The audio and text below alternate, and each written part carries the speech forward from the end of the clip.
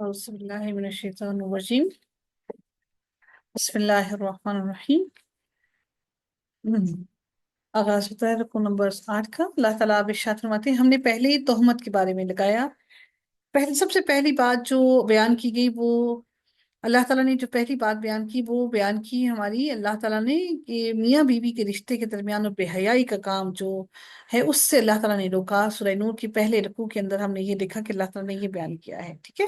اور ہم نے یہ دیکھا کہ اللہ تعالیٰ نے پھر اس کے بعد ان کی سزا کیا رکھی ہے، ہم نے وہ بھی دیکھ لیا۔ اور پھر اگر ہم گواہ نہ لا سکیں تو پھر وہ انسان کس قسم کی کتنی بڑی قسم اٹھائے۔ اللہ تعالیٰ نے یہاں پر یہ نہیں کہیں پر کہا کہ وہ قرآن کو اٹھا لیں اور قرآن کو اٹھا کر قسم اٹھائیں۔ قرآن کی بھی حیثیت، ہمارے سامنے جو قرآن ہے اس کی بھی حیثیت اللہ تعالیٰ کی وجہ سے ہے، کیونکہ یہ ہمارے رب کی کلام ہے، یہ ہمارے رب کا کلام ہے، ہمارے رب کے الفاظ ہیں۔ دنیا کی ہر چیز کی حیثیت صرف اور صرف اللہ تعالیٰ کی وجہ سے ہے۔ اللہ تعالیٰ کی وجہ سے اس قرآن کی حیثیت ہے۔ نبی کی حیثیت اللہ تعالیٰ کی وجہ سے ہے، جو اللہ تعالیٰ نے نبی کو حیثیت دی ہے۔ ہمیں ہرگز یہ ہمارے لائق نہیں کہ ہم کسی بھی چیز کو اللہ تعالیٰ کی ذات سے بڑھ کر کوئی حیثیت دیں۔ تو اللہ تعالیٰ نے اپنی قسم اٹھانے کا کہا کہ میری قسم اٹھا کر، یعنی کہ مجھے گواہ بنا کر وہ قسم اٹھائیں۔ یہ نہیں کہا اللہ تعالیٰ نے کہ قرآن کو گواہ بنا کر یا قرآن کو اٹھا کر وہ قسمیں اٹھائیں۔ تو ہم لوگ بہت سے ایسے کام کرتے ہیں کہ ہم آیتوں کو لکھ کر ہم اپنے گلے میں ڈال لیتے ہیں اور ہم سمجھتے ہیں کہ یہ جو آیتیں ہیں یہ ہمیں شفا بخشیں گی یا شفا دیں گی، بلکہ ایسا ہرگز نہیں ہے۔ بلکہ شفا دینے والی تو اللہ تعالیٰ کی ذات ہے۔ یہ آیتوں کو گلے میں لٹکا لینا بھی شرک کے مترادف ہی ہے۔ جس رب نے ہمیں شفا دینی ہے، اسی رب کی طرف ہر بیماری، وہی رب ہے جو بیماری بھی دیتا ہے اور شفا بھی دینے پر وہی قادر ہے۔ تو ہمیں چاہیے کہ ہم اپنی زندگی کا ہر عمل اپنے رب کی طرف لوٹا کر لے کر جائیں۔ پھر اللہ تعالیٰ ارشاد فرماتے ہیں کہ جو بہتان گھڑ لائے ہیں بلا شبہ وہ تم ہی میں سے ایک گروہ ہے، تم اسے اپنے لیے برا نہ سمجھو، بلکہ تمہارے لیے بہتر ہے۔ ان میں سے ہر آدمی کے لیے وہی ہے جو اس نے گناہ میں کمایا ہے، اور ان میں سے جو اس کے بڑے حصے کا ذمہ دار بنا، اس کے لیے بہت بڑا عذاب ہے۔ جب تم نے اسے سنا تو مومن مرد اور مومن عورتوں نے اپنے آپ سے اچھا گمان کیوں نہ کیا، اور کیوں نہ کہا کہ یہ کھلا بہتان ہے، اور وہ اس پر 4 گواہ کیوں نہ لائے، کہ وہ اس بات پر 4 گواہوں کو کیوں نہ لے کر آئے۔ اب یہاں پر دیکھتے ہیں کہ اللہ تعالیٰ نے یہاں پر اس بات کو بیان کرنے کا مقصد کیا تھا، اور یہ کس بارے میں یہ بات اللہ تعالیٰ نے بیان کی کہ در حقیقت ایسا کیا معاملہ ہوا تھا جس پر اللہ تعالیٰ نے یہ آیات نازل فرمائی۔ اس سے مراد عبداللہ بن ابی منافق ہے، جس نے یہ سازش پوری گھڑی تھی، کیونکہ اس سے ایک تو جو حضرت عائشہ رضی اللہ تعالیٰ عنہ پر جو الزام لگایا گیا تھا، اس سے مراد وہ سارا الزام ہے۔ در حقیقت اس افک سے مراد واقع افک ہے، جس میں منافقین نے حضرت عائشہ رضی اللہ تعالیٰ عنہ کے دامن پر ان پر الزام لگایا تھا، لیکن اللہ تعالیٰ نے قرآن کریم میں حضرت عائشہ رضی اللہ تعالیٰ عنہا کی برات نازل فرمائی۔ اس برات کے لیے اللہ تعالیٰ نے یہ آیات نازل فرمائی، اور اللہ تعالیٰ نے یہاں پر نازل فرما دیا کہ ان کی پاک دامنی اور عفت کا واضح تر اس کو کر دیا، واضح طور پر کھول کر بیان کر دیا۔ مختصراً یہ واقعہ یہ ہے کہ حکم حجاب کے بعد غزوہ بنی مستلق سے واپسی پر نبی اکرم صلی اللہ علیہ وآلہ وسلم اور صحابہ کرام نے مدینہ کے قریب ایک جگہ قیام فرمایا۔ صبح کو جب وہاں سے روانہ ہوئے تو حضرت عائشہ رضی اللہ تعالیٰ عنہ کا ہودج بھی جو خالی تھا، ہودج جس میں وہ تھیں وہ خالی تھا، جو اونٹ کے اوپر وہ ایک سوار کیا ہوتا تھا وہ خالی تھا۔ اہل قافلہ نے یہ سمجھ کر اونٹ پر رکھ دیا کہ ام المومنین اس کے اندر ہی ہوں گی، کیونکہ ام المومنین بہت دبلی پتلی تھیں، تو انہیں محسوس نہ ہوا کہ وہ اس میں نہیں ہیں، اور وہاں سے وہ روانہ ہو گئے۔ حالانکہ حضرت عائشہ اپنے ہار کی تلاش میں باہر گئی ہوئی تھیں، جب واپس آئیں تو دیکھا کہ قافلہ چلا گیا، تو یہ سوچ کر وہیں لیٹ گئیں کہ جب ان کو میری غیر موجودگی کا علم ہوگا تو تلاش کے لیے واپس آئیں گے۔ تھوڑی دیر کے بعد صفوان بن معطل سلمہ رضی اللہ تعالیٰ عنہ آ گئے، جن کی ذمہ داری یہی تھی کہ قافلے کی کوئی چیز اگر گم ہو جائے یا پیچھے رہ جائے تو اس کو وہ اپنے پاس سنبھال لیں۔ انہوں نے حضرت عائشہ رضی اللہ تعالیٰ عنہا کو حکم حجاب سے پہلے دیکھا ہوا تھا۔ انہیں دیکھتے ہی انہوں نے ان للہ پڑھا اور سمجھ گئے کہ قافلہ غلطی سے یا بے علمی سے حضرت عائشہ کو یہیں چھوڑ کر آگے چلا گیا ہے۔ چنانچہ انہوں نے انہیں اپنے اونٹ پر بٹھایا اور خود نکیل تھامے پیدل چلتے قافلے کو جا ملے۔ منافقین نے جب حضرت عائشہ رضی اللہ تعالیٰ عنہا کو اس طرح بعد میں اکیلے حضرت صفوان رضی اللہ تعالیٰ عنہ کے ساتھ آتے ہوئے دیکھا تو اس موقع کو بہت غنیمت جانا، اور رئیس المنافقین عبداللہ بن ابی نے کہا کہ یہ تنہائی اور علیحدگی بے سبب نہیں ہے، یہ ضرور اس کے پیچھے کوئی ضرور معاملہ ہے۔ اور یوں انہوں نے حضرت عائشہ کو حضرت صفوان کے ساتھ مطعون کر دیا، اور دونوں حضرت صفوان اور حضرت عائشہ دونوں اس بات سے بالکل بے خبر تھے کہ مسلمانوں کے بیچ میں یہ بات چل رہی ہے۔ بعض مخلص مسلمان بھی منافقین کے اس پروپیگنڈے کا شکار ہو گئے، مثلا حضرت حسان، مستح بن عطاسہ اور حمنہ بن حش رضی اللہ تعالیٰ عنہم۔ نبی کرم صلی اللہ علیہ وآلہ وسلم پورے 1 مہینے تک جب تک اللہ تعالیٰ کی طرف سے برات نازل نہیں ہوئی سخت پریشان رہے، اور حضرت عائشہ لا علمی میں اپنی جگہ بے قرار رہیں۔ ان آیات میں اللہ تعالیٰ نے اسی واقعے کو اختصار کے ساتھ بیان فرمایا کہ افکن کے معنی کسی چیز کو الٹا دینا۔ اس واقعے میں بھی چونکہ منافقین نے معاملے کو الٹا دیا تھا، یعنی حضرت عائشہ کی ثنا و تعریف کی مستحق تھیں، جو عالی نسب اور رفت کردار کی مالک تھیں، نہ کہ وہ قذف کی، نہ کہ ان پر جھوٹا الزام لگایا جائے، لیکن ظالموں نے ان کی عفت کی، ان کی پاکیزگی کا لحاظ نہ رکھا، اور ان پر بہتان تراشی کی۔ تو یہاں پر اللہ تعالیٰ نے اسی کے بارے میں ذکر کیا کہ اگر وہ سچے تھے تو ان میں سے مومن مردوں نے، مومن عورتوں نے ایسا اچھا گمان کیوں نہ کیا حضرت عائشہ کے بارے میں؟ وہ اس ساری بات کا شکار کیوں ہوئے؟ انہیں معلوم نہ تھا کہ یہ کھلا بہتان ہے؟ اور اگر وہ سچے تھے تو اس بات پر 4 گواہ کیوں نہیں لے کر آئے؟ اللہ تعالیٰ نے دیکھیے کہ کتنی اہم ترین بات ہے کہ اللہ تعالیٰ نے وہ حد نازل کرنے کے بعد، حد پوری مقرر کرنے کے بعد، اللہ تعالیٰ نے حضرت عائشہ رضی اللہ تعالیٰ عنہا کا پورا قصہ بیان کیا، اور اس بات پر وہ 4 گواہ کیوں نہیں لائے؟ تو جب وہ گواہ نہیں لائے تو اللہ تعالیٰ کے نزدیک وہی جھوٹے ہیں۔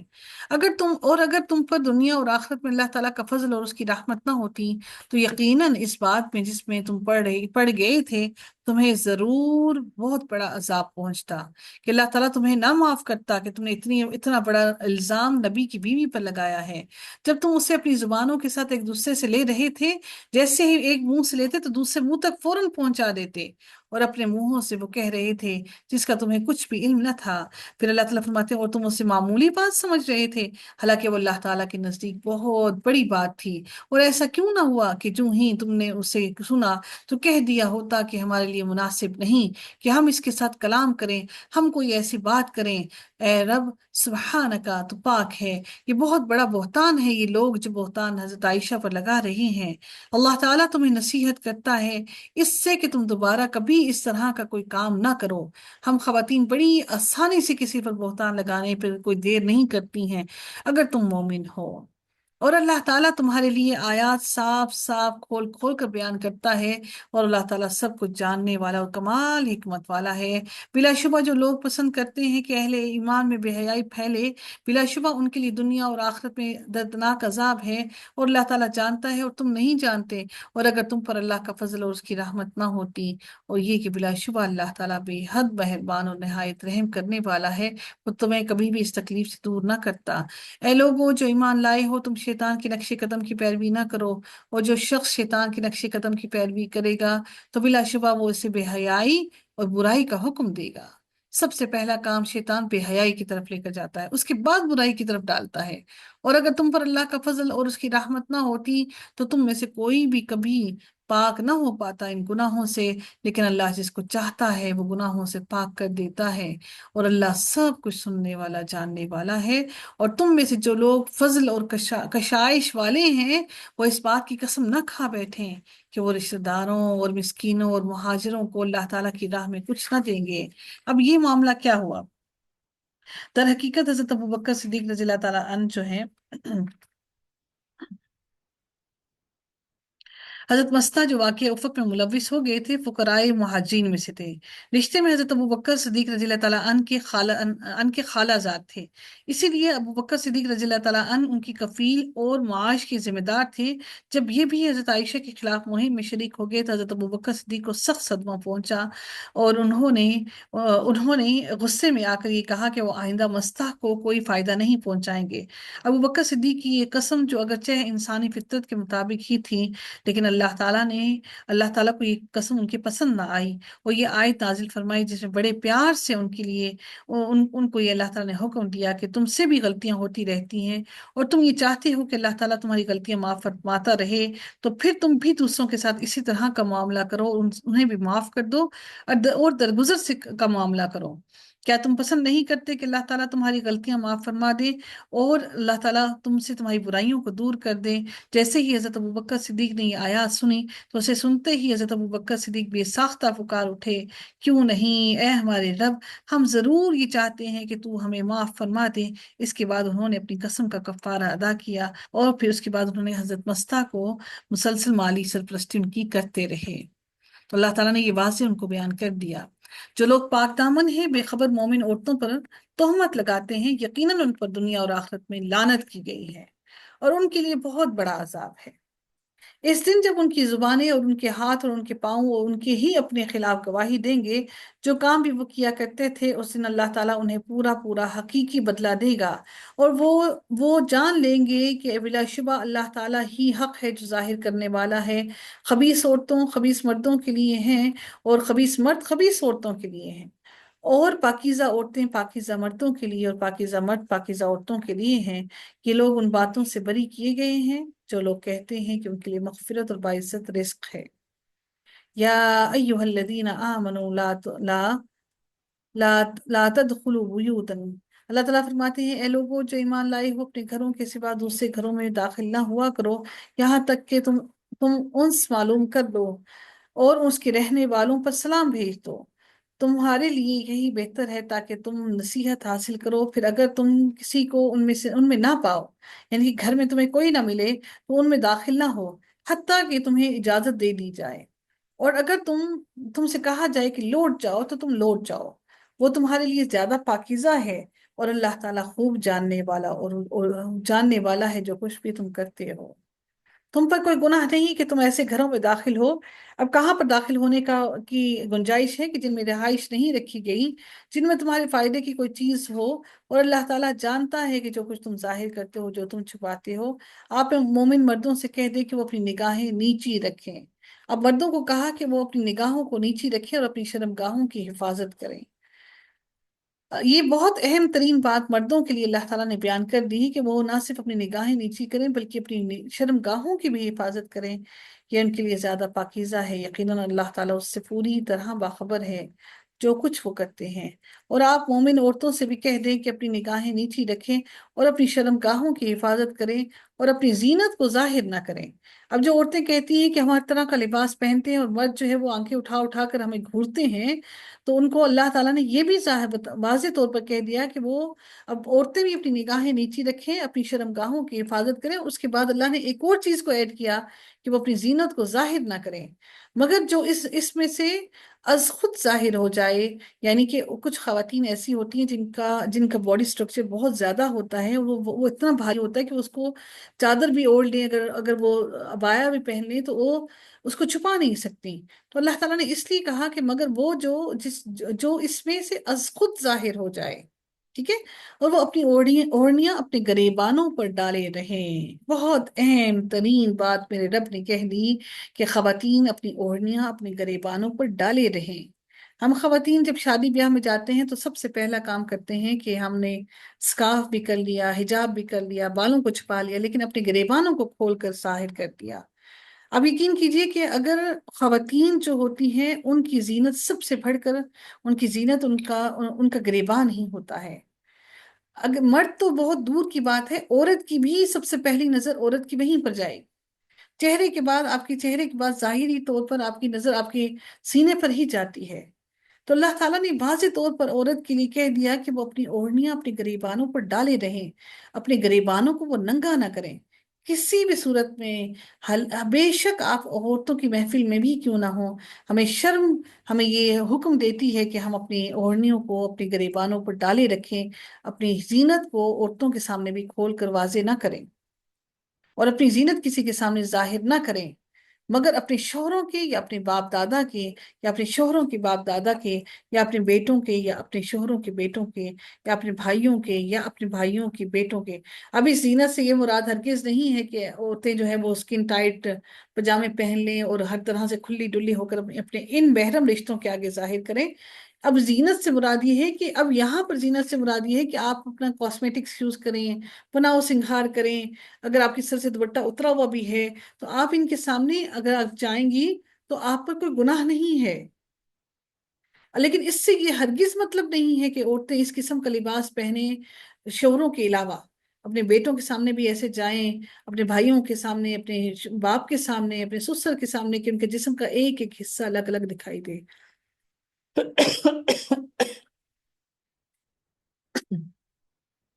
بلکہ ایسے لباس میں تو نماز پڑھنا بھی ممنوع ہے،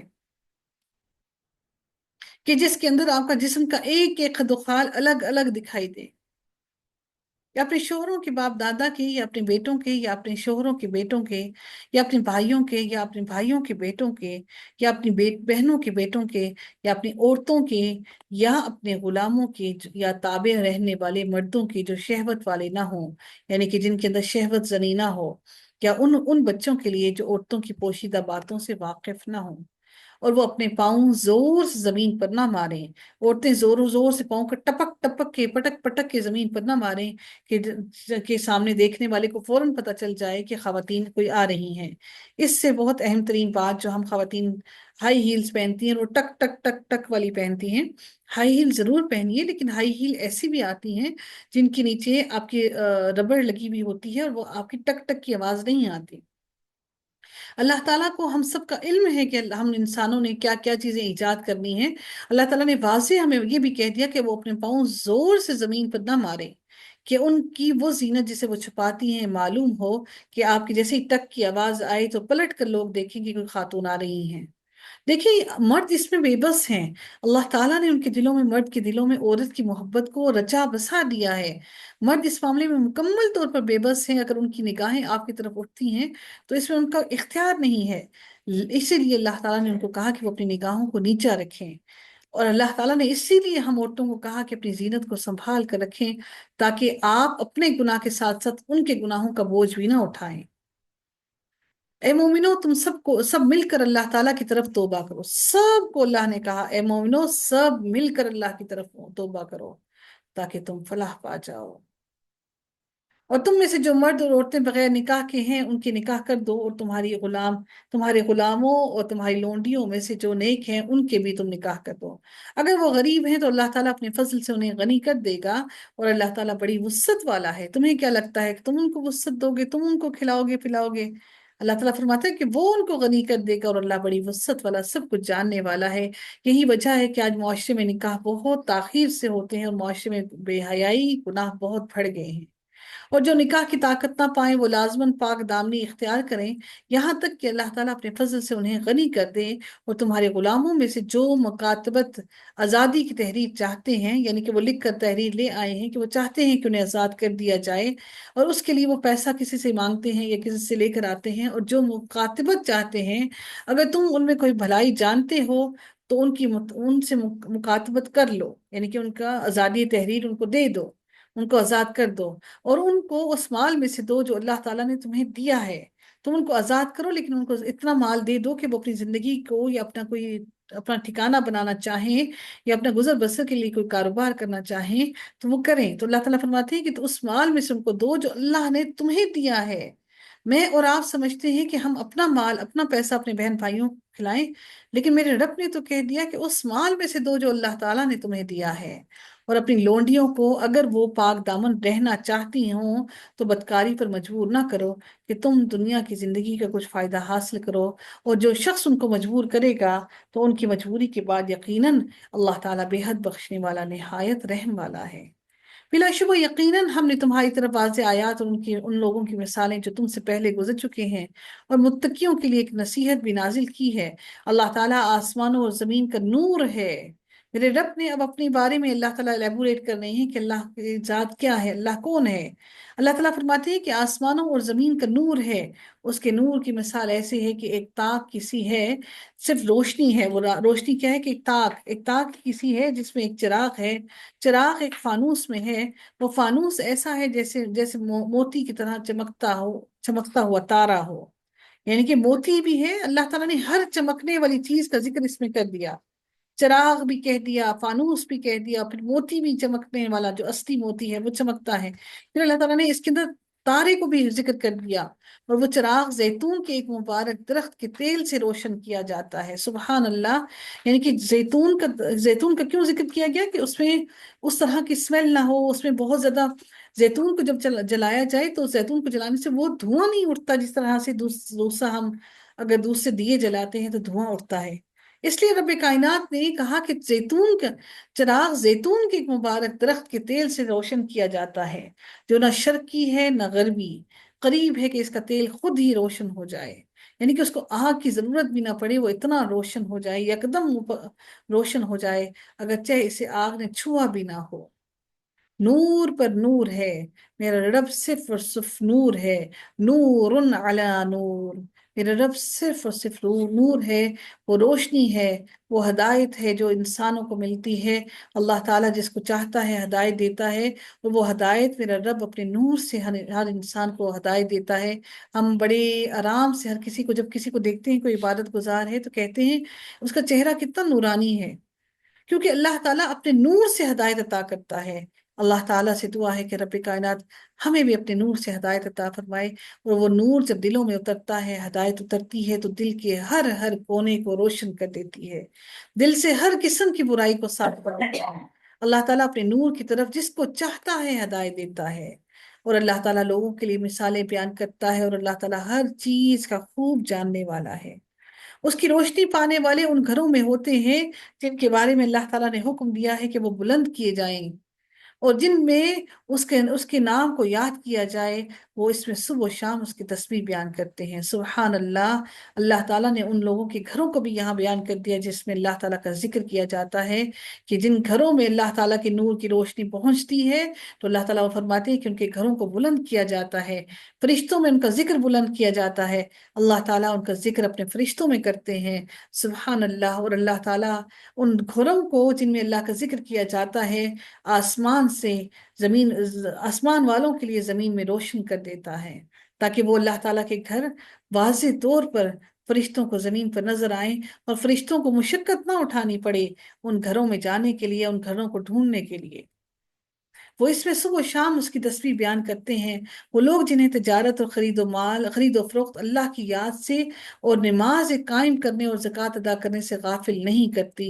اللہ تعالیٰ نے بہت اہم ترین بات کہی کہ انسان جب تجارت کرتا ہے یا جب بازار میں جاتا ہے خرید و فروخت کرنے کے لیے یا اپنا ذریعہ معاش کماتا ہے، تو سب سے پہلا کام جب پیٹ کے لیے ہوتا ہے تو اتنا مصروف ہو جاتا ہے کہ نماز سے غافل ہو جاتا ہے، کہ انسان کو وقت کی سمجھ ہی نہیں آتی، اور کہتا ہے کہ ابھی کام کر لے، بعد میں نماز ادا کر لیں گے، اور نماز کا وقت چلا جاتا ہے۔ تو رب کائنات نے فرمایا کہ اس دوران وہ خرید و فروخت بھی کر رہا ہو اور وہ تجارت بھی کر رہا ہو، لیکن اس کو اللہ تعالیٰ کی یاد اس سے غافل، وہ اللہ کی یاد سے غافل نہیں ہوتا۔ تو اللہ تعالیٰ کی یاد کیا ہے کہ اللہ نے کہا کہ میرے سامنے آ کر مجھے حاضری دو، جہاں جہاں جس جس مقام پر ہو میرے سامنے آ کر میرے سامنے حاضری کے لیے کھڑے ہو جاؤ۔ یہ اللہ کی یاد ہے۔ اللہ کی یاد یہ نہیں کہ ہم بار بار اللہ اکبر اور اللہ تعالیٰ سے استغفار ہی کرتے رہیں، بلکہ اللہ تعالیٰ کی یاد کے لیے جہاں پر جس حال میں بھی ہوں اس کے سامنے کھڑے ہو کر اس کے سامنے حاضری کے لیے پیش ہو جائیں۔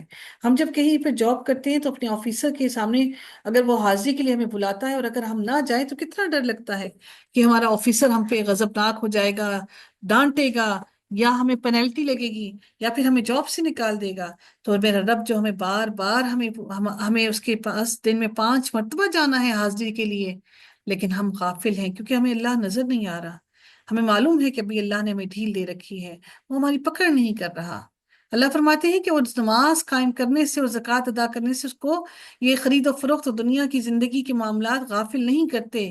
وہ اس دن سے ڈرتے رہتے ہیں جس میں دل اور آنکھیں الٹ جائیں گی۔ دل بھی الٹ جائیں گے اور آنکھیں بھی الٹ جائیں گی۔ آنکھیں انسان کی چندھیا جائیں گی اللہ کا عذاب دیکھ کر، تاکہ اللہ تعالیٰ انہیں ان کے اعمال کی بہترین جزا دے اور اپنے فضل سے ان کو زیادہ دے۔ اور اللہ تعالیٰ جس کو چاہتا ہے بے حساب رزق عطا کرتا ہے۔ تم اس رزق کی خاطر اللہ کو بلائے بیٹھے ہو، جبکہ اللہ نے تو کہہ دیا کہ وہ جس کو چاہتا ہے بے حساب رزق دیتا ہے۔ رزق دینا تو اس رب کے ہاتھ میں ہے۔ اور جن لوگوں نے کفر کیا ہے ان کے اعمال صحرا میں سراب جیسے ہیں۔ سراب جو صحرا میں چمکتا ہے اور ایسے لگتا ہے جیسے کہ پانی کا تالاب ہو جس کو پیاسا پانی خیال کرتا ہے، حتیٰ کہ جب وہاں آیا تو اس نے اس کو کچھ بھی نہ پایا۔ یعنی کہ دنیا میں انسان صحرا کا ذکر کیوں کیا گیا؟ کیونکہ صحرا میں پیدل چلنا اور اتنی شدت کی گرمی میں پیدل چلنا، اور اس وقت انسان کو پانی کی سب سے زیادہ ضرورت ہوتی ہے۔ بھوکے رہ سکتا ہے لیکن پیاسا نہیں رہ سکتا۔ تو دنیا کی مشقت، دنیا کی زندگی بالکل ایسے ہی ہے جس طرح ایک انسان صحرا میں چل رہا ہے اور پھر وہ اس کو پیاسا لپکتا ہے پانی کی طرف، اور جب وہ سراب تک پہنچتا ہے تو جب وہاں پہنچتا ہے تو وہاں پر وہ پانی موجود نہیں پاتا۔ تو اللہ تعالیٰ فرماتے ہیں کہ اور اپنے پاس اللہ تعالیٰ کو موجود پایا، پھر اللہ تعالیٰ نے اسے اس کا پورا پورا حساب چکا دیا۔ اللہ تعالیٰ جب حساب چکانے پر آئے گا تو کون ہے جو اللہ تعالیٰ سے ہمیں بچائے؟ اور اللہ تعالیٰ بہت جلد حساب لینے والا ہے۔ یا جیسے انتہائی گہرے سمندر میں تاریکیاں ہوں جسے ایک موج ڈھانپتی ہے، یعنی کہ سمندر میں اتنی اتنی تاریکیاں، جتنا نیچے سمندر کی گہرائی میں جائیں اس میں صرف اور صرف تاریکیاں ہیں، اس کے اوپر ایک اور موج ہے اور اس کے اوپر ایک بادل ہے، اوپر تلے کئی کئی اندھیرے۔ اللہ نے ایک سے اوپر دوسری سے اوپر تیسری، اوپر نیچے تہ بتہ اللہ نے اندھیروں کو ذکر کیا کہ اتنے اتنے اندھیرے، یعنی ان لوگوں کے دل جو اللہ کی یاد سے غافل ہیں ان کے دلوں میں اللہ نے اتنے گہرے اندھیرے کا ذکر کر دیا۔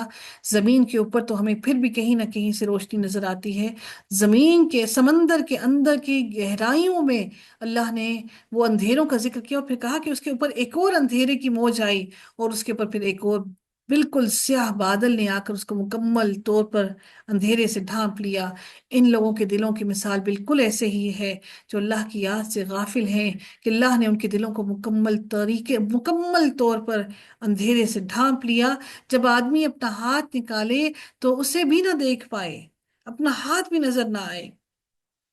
اور جس کو پھر اللہ فرماتے ہیں کہ وَمَن لَّمْ يَجْعَلِ اللَّهُ لَهُ نُورًا، اور جس کو اللہ تعالیٰ ہی نور نہ دے تو اس کے لیے کوئی نور نہیں۔ جس کو اللہ تعالیٰ نور سے روشن ہی نہ کرے تو اس کے لیے کوئی نور نہیں، اس کو کوئی روشنی نور نہیں دے سکتی، اس کو کوئی ہدایت نہیں دے سکتا، اس کو کوئی ہدایت سکھا نہیں سکتا۔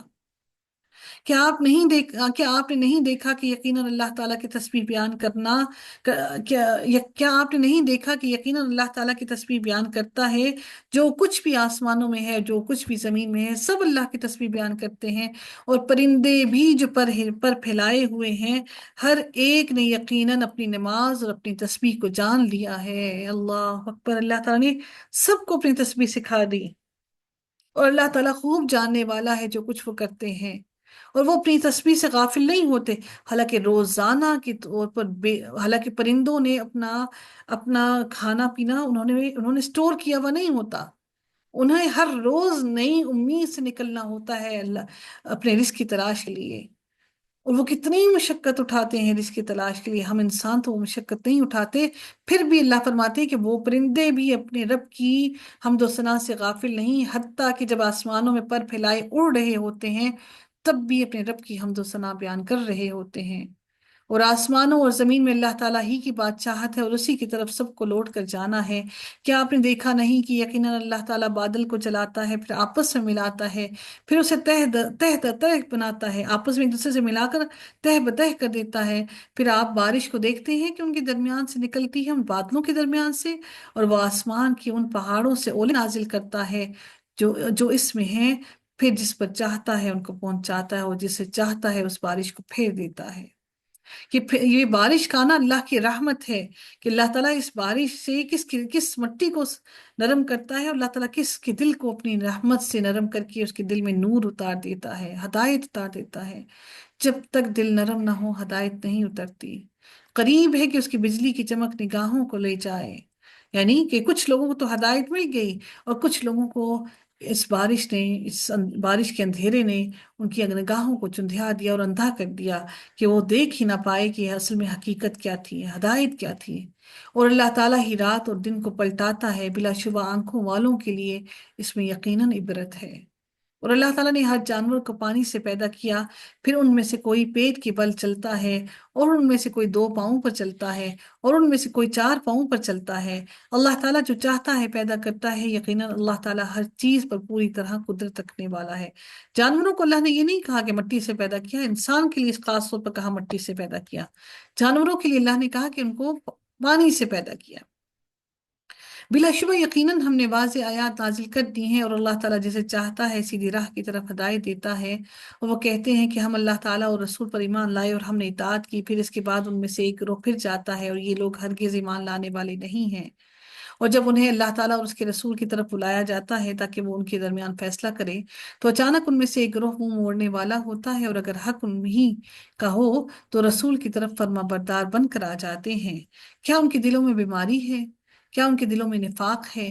یا ان کے دلوں میں ایک ایسی مرض ہے کہ ان کو اس مرض سے شفا نہیں ملتی؟ یا وہ شک میں پڑے ہوئے ہیں؟ یا وہ ڈرتے ہیں کہ اللہ تعالیٰ اور اس کا رسول ان پر ظلم کرے گا؟ بلکہ یہی لوگ ظالم ہیں. در حقیقت مومنوں کی بات ہی یہ ہوتی ہے، جب انہیں اللہ تعالیٰ اور اس کے رسول کی طرف بلایا جاتا ہے کہ وہ ان کے درمیان فیصلہ کر دے، وہ کہتے ہیں کہ ہم نے سنا اور ہم نے فرما برداری کی، سمعنا و اطعنا. اور یہی لوگ اللہ فلاح پانے والے ہیں. اللہ تعالیٰ ہم سب کو وہ فلاح نصیب فرمائے اور ہم رسول اور اللہ کی اطاعت کرنے والے بن جائیں. اور جو لوگ اللہ اور اس کے رسول کی فرما برداری کرے اور اللہ تعالیٰ سے ڈرے اور اس کی نافرمانی سے بچے، تو یہی لوگ کامیاب ہیں. اور انہوں نے اللہ کی قسمیں کھائیں، اپنی پختہ قسمیں، کہ یقیناً اگر آپ انہیں ایک حکم دیں تو وہ ضرور نکلیں گے. آپ کہہ دیں قسم نہ کھاؤ، یعنی کہ اگر آپ ان کو حکم دیں تو وہ لازماً جہاد کے لیے نکل آئیں گے. تو اللہ نے فرمایا کہ آپ کہہ دیں کہ قسمیں نہ کھاؤ، معلوم اطاعت ہی کافی ہے. بلا شبہ اللہ تعالیٰ اس کی پوری خبر رکھنے والا ہے جو تم عمل کرتے ہو. آپ کہہ دیں اللہ تعالیٰ کی اطاعت کرو اور رسول کی اطاعت کرو. پھر بھی اگر تم منہ موڑو گے تو رسول کی صرف وہ ذمہ داری ہے جو اس پر بوجھ ڈالا گیا ہے، یعنی کہ تم تک صرف اللہ کا پیغام پہنچا دینا. اور تم پر وہ ذمہ داری ہے جو تم پر بوجھ ڈالا گیا ہے کہ اس کی اطاعت کرنا. اور اگر تم اس کی اطاعت کرو گے تو ہدایت پاؤ گے، اور رسول کے ذمے صرف پہنچا دینے کے سوا کچھ نہیں ہے. اللہ نے اس کے ساتھ وعدہ کیا ہے جو تم میں سے ایمان لائے اور نیک عمل کیے کہ وہ ان کو زمین میں ضرور بضرور جانشین بنائے گا. صرف نیک عمل کرنے والوں کو جانشین بنائے گا، جیسا کہ اس نے ان سے پہلے لوگوں کو جانشین بنایا تھا. اور ان کے لیے ان کے دین کو ضرور اقتدار دے گا جسے اللہ تعالیٰ نے ان کے لیے پسند کیا ہے. اور وہ ضرور بضرور ان کے خوف کے بعد بدل کر امن دے گا. وہ میری عبادت کریں گے اور میرے ساتھ کسی کو شریک نہ کریں گے. اور جس نے اس کے بعد کفر کیا تو وہی لوگ نافرمان ہیں. پھر اللہ تعالیٰ حکم دیتے ہیں کہ اب نافرمانی کرنے کے بعد اللہ نے نافرمانی کا ذکر کرتے ساتھ ہی اللہ نے حکم دے دیا کہ اللہ کی اطاعت میں اور اس کے رسول کی اطاعت میں کیسے آنا ہے. وَأَقِيمُوا الصَّلَاةَ وَآتُوا الزَّكَاةَ، اور نماز قائم کرو اور زکوٰۃ ادا کرو اور رسول کی اطاعت کرو تاکہ تم پر رحم کیا جائے، تاکہ تب تم پر اللہ رحم کرے. ہم اللہ سے رحم مانگتے رہیں، اور اللہ ہم پر رحم کیسے کرے کہ ہم نماز نہ پڑھیں اور زکوٰۃ ادا نہ کریں. جن لوگوں نے کفر کیا، آپ ان کے بارے میں ہرگز یہ گمان نہ کریں کہ وہ زمین میں عاجز کر دینے والے ہیں اور ان کا ٹھکانہ آگ ہے، اور یقیناً وہ بہت ہی بری لوٹ کر جانے کی جگہ ہے. اے لوگو جو ایمان لائے ہو، تم سے وہ لازماً اجازت طلب کریں جن کے مالک تمہارے دائیں ہاتھ ہوئے، اور وہ بھی جو تم میں سے اپنی بلوغت کی حد تک پہنچے. اجازت طلب کریں 3 بار، یعنی کہ آپ کے کمرے میں داخل ہونے کے لیے کون سی اجازت 3 بار، کون سے اوقات مقرر کیے ہیں؟ فجر کی نماز سے پہلے، اور دوپہر کو جب تم اپنے کپڑے اتار کر رکھ دیتے ہو، اور عشاء کی نماز کے بعد. یہ 3 تمہارے پردے کے اوقات ہیں. ان کے بعد تم پر کوئی گناہ ہے اور نہ ہی ان پر. تم ایک دوسرے پر کثرت سے چکر لگانے والے ہو، ایک دوسرے سے ملنے والے ہو. اسی طرح اللہ تعالیٰ تمہارے لیے آیات کی وضاحت کرتا ہے، اور اللہ تعالیٰ سب کچھ جاننے والا، کمال حکمت والا ہے. اور جب تمہارے بچے بلوغت کو پہنچ جائیں تو وہ لازماً اجازت طلب کریں۔ یہ بچوں کی عادت لازماً ہونی چاہیے کہ والدین کے کمرے میں آنے کے لیے انہیں لازماً اجازت طلب کر کے آنا چاہیے۔ ایسے نہ ہو کہ بے دھڑک کے دروازہ کھول کے فوراً ہی کمرے میں انٹر ہو جائیں۔ ان کو یہ بات سکھانی چاہیے کہ وہ جب بھی کمرے میں داخل ہوں تو اجازت طلب کر کے آئیں، جیسے ان سے پہلے کے لوگ اجازت طلب کرتے تھے۔ اس طرح اللہ تعالیٰ اپنی آیات تمہارے لیے کھول کر بیان کرتا ہے، اور اللہ تعالیٰ خوب جاننے والا، کمال حکمت والا ہے۔ اور بیٹھ رہنے والی عورتیں جو نکاح کی امید نہیں رکھتی، جن کی عمر ایسی ہو گئی یا جن کی حیض بند ہو گئے، وہ نکاح کی امید نہیں رکھتی، تو سو ان پر کوئی گناہ نہیں کہ وہ اپنے کپڑے اتار کر رکھ دیں، یعنی کہ وہ اگر وہ پردہ نہ کرے تو تب بھی اللہ نے کہا کہ ان پر کوئی گناہ نہیں کہ وہ اپنے کپڑے اتار کر رکھ دیں، جبکہ وہ زینت ظاہر کرنے والی نہ ہوں، یعنی کہ بہت زیادہ فیشن اور زیب و زینت کرنے والی نہ ہوں۔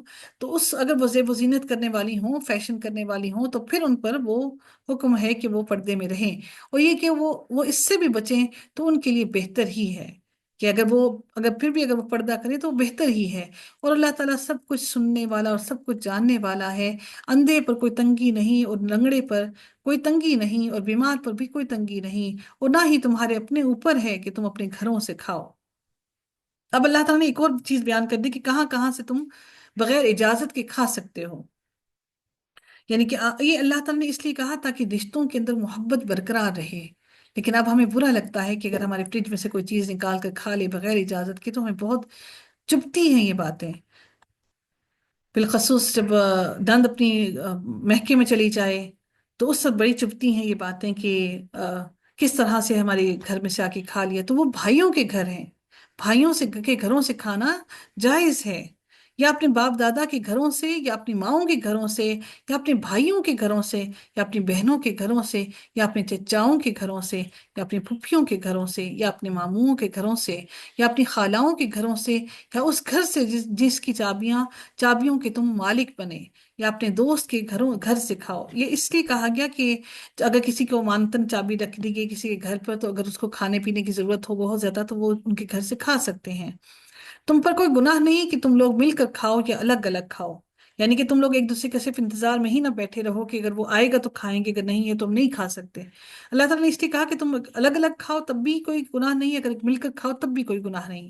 پھر جب تم گھروں میں داخل ہوا کرو تو اپنے لوگوں کو سلام کرو، اللہ تعالیٰ کی طرف سے بڑا بابرکت اور پاکیزہ تحفہ ہے۔ یہ سلام اللہ کی طرف سے تحفہ ہے کہ اللہ تعالیٰ نے بہت بڑا تحفہ ہمیں عنایت کیا۔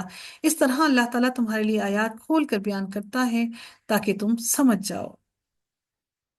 در حقیقت ایمان والے وہی ہیں جو اللہ تعالیٰ اور اس کے رسول پر ایمان لائے، اور جب کسی اجتماعی کام کے موقع پر اس کے ساتھ ہوتے ہیں تو وہاں سے وہ نہیں جاتے حتیٰ کہ اس سے اجازت طلب کر لیں۔ یقیناً جو لوگ آپ سے اجازت طلب کرتے ہیں وہی اللہ تعالیٰ اور اس کے رسول پر ایمان لاتے ہیں۔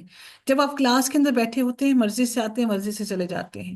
یہ اللہ تعالیٰ نے ایک مجلس میں بیٹھنے کا طریقہ بتایا ہے کہ جب مجلس میں بیٹھو تو اجازت طلب کر کے جایا کرو، اور اس کے رسول پر ایمان لاتے ہیں، چنانچہ جب وہ اپنے کسی کام کے لیے آپ سے اجازت مانگے تو ان میں سے جسے آپ چاہیں اجازت دے دیں، اور ان کے لیے اللہ تعالیٰ سے